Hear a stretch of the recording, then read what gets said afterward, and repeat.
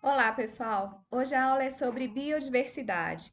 A gente vai estudar então o conceito de biodiversidade e a importância dela.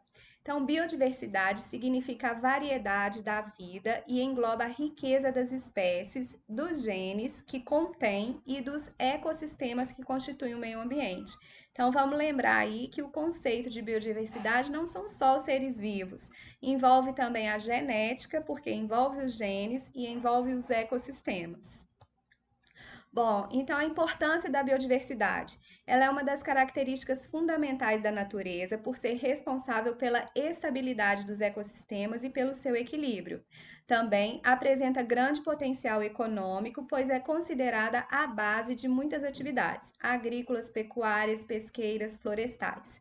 A biodiversidade possui valor ecológico, social, genético, econômico, científico, educacional, cultural e recreativo. Logo, a sua conservação é de extrema importância para todos os seres vivos. Bom, a definição mais conhecida de biodiversidade foi definida pela Convenção sobre a Diversidade Biológica, assinada no Brasil durante a Rio 92. Assim, a biodiversidade significa a variabilidade de organismos vivos de todas as origens, compreendendo, dentre outros, os ecossistemas terrestres, marinhos e outros ecossistemas aquáticos, e os complexos ecológicos de que fazem parte, compreendendo ainda a diversidade dentro de espécies, entre espécies e de ecossistemas. Bom, e aí a gente tem a vida marinha, né? Um espetáculo. A biodiversidade, ela inclui três níveis. Todos os níveis são fundamentais para a sobrevivência das espécies, incluindo a espécie humana. Então, os níveis da biodiversidade. Diversidade de espécies é a riqueza de espécies existentes, inclui todos os organismos da Terra, dos mais simples aos mais complexos. Diversidade genética, que é a diversidade dos genes entre os indivíduos de uma espécie, e diversidade de ecossistemas, que é a diversidade de ecossistemas nos quais as comunidades biológicas habitam e interagem.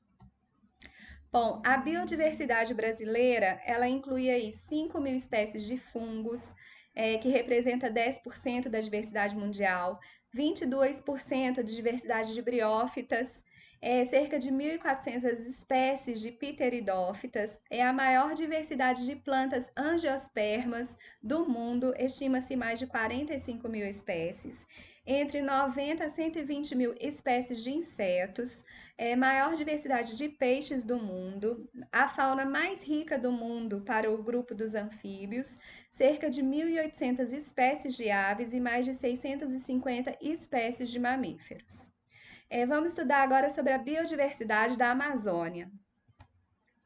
As características: a Amazônia é a região do planeta com maior biodiversidade. Apesar disso, acredita-se que muitas espécies ainda nem foram conhecidas e descritas pela ciência, o que aumentaria o maior número de espécies. Acredita-se que a Amazônia possui quase 60% de todas as formas de vida do planeta, porém apenas 30% delas são conhecidas pela ciência. Para se ter uma ideia, podem ser encontradas de 40 a 300 espécies de árvores diferentes por hectare.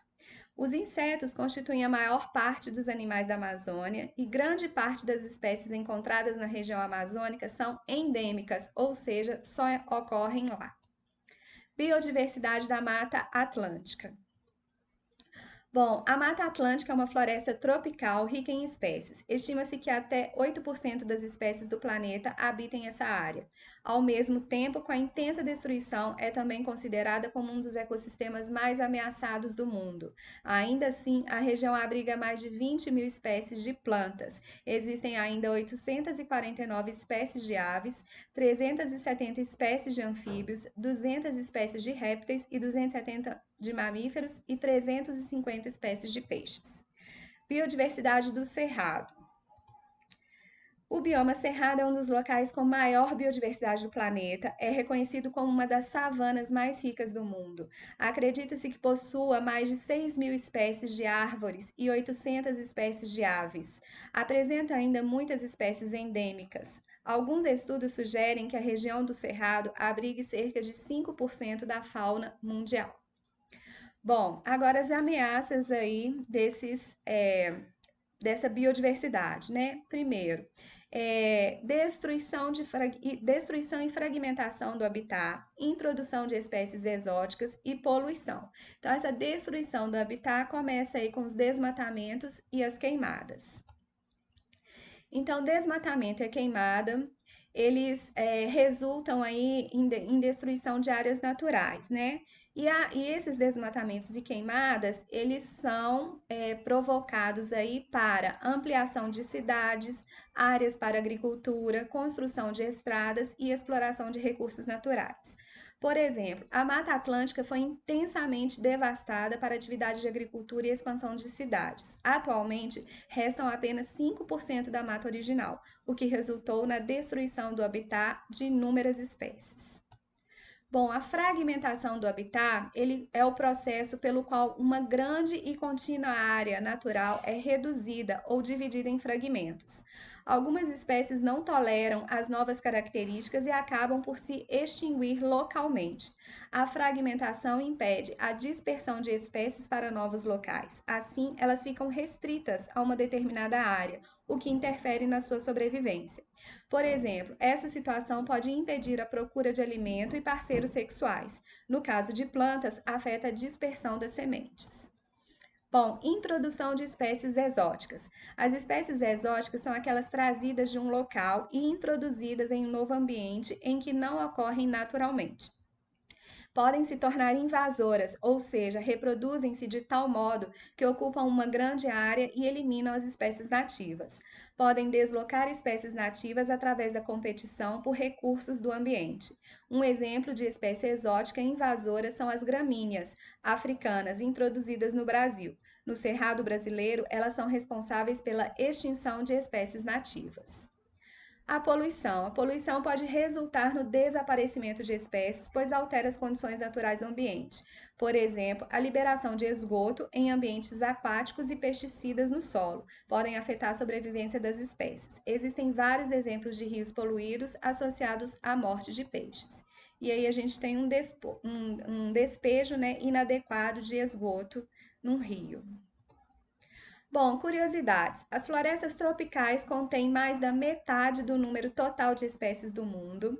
O termo hotspots é usado para caracterizar as regiões que apresentam elevada diversidade de espécies, mas que encontram-se ameaçadas de extinção e necessitam de ações voltadas à conservação.